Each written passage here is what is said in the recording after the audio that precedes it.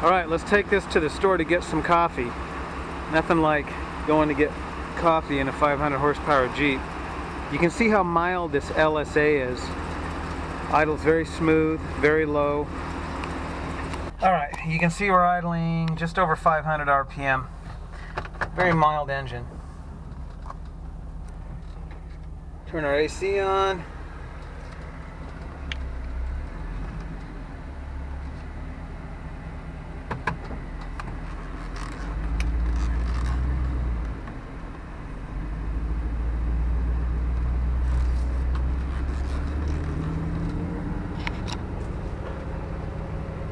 You'd be hard pressed to tell that this LSA has got a blower on it.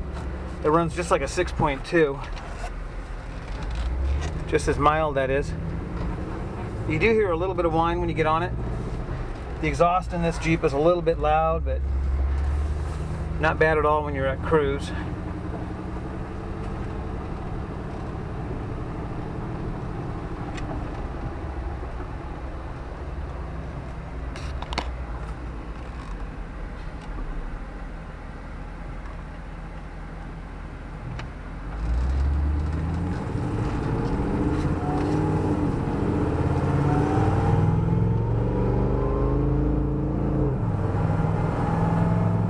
Alright, let's try our cruise.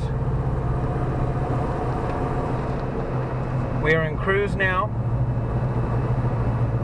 Now, we had to hit cancel. We had to add some brake pedal position sensors to this build, and we were adding them to all of our new Gen 5 builds because that's what the operating system requires. It's very important that these be set up properly for safety. In most modern vehicles, you have two brake sensor switch inputs. And in this case, there's two brake pedal position sensor inputs.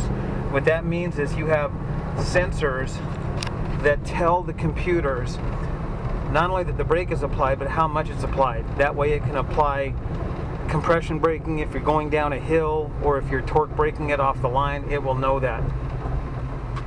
And it's very important that you have redundant signals. That means brake switch signals going into two independent modules. That way if one fails, the other one will pick it up and it'll inhibit cruise and you won't have a throttle runaway.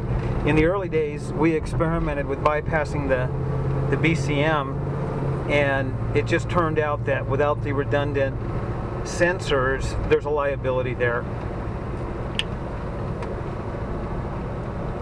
So it's important that you have at least two separate modules monitoring brake sensor input so you don't have a throttle runaway.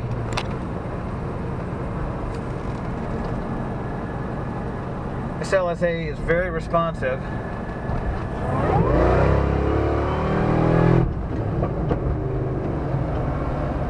Yet it's still very mild. This LSA still needs some work. The cage has got to come out. I still think I'd like to see the exhaust changed up a little, the suspension tuned. But overall, it runs great, and it's come a long way over the years, and it's been a lot of work because this build has basically been done several times over.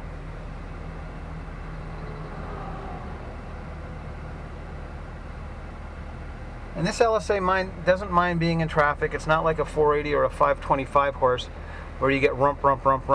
As you can see, we're idling just over 500 RPM. Air conditioning on. We got our cruise control. It's a Cadillac. The motor's very civilized. We got our speedometer working. We had to add a couple of wheel speed sensors. A lot of extra work on this build. Brake lines, steering, chassis, wiring. But it actually drives pretty good. Like I say, I'm not 100% happy with the exhaust, and there's going to be some interior work.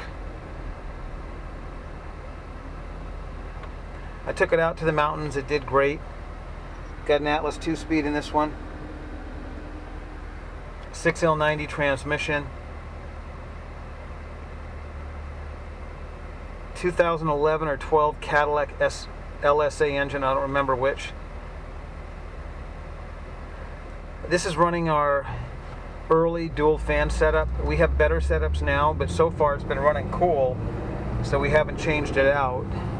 I would like to see it upgraded eventually to, we're actually running some Camaro SS fans, which are extremely powerful, with 19-inch blades, and we're driving them off the GM side, so we have proper control of pressure and temperature. We can do the same thing with a Pinstar fan.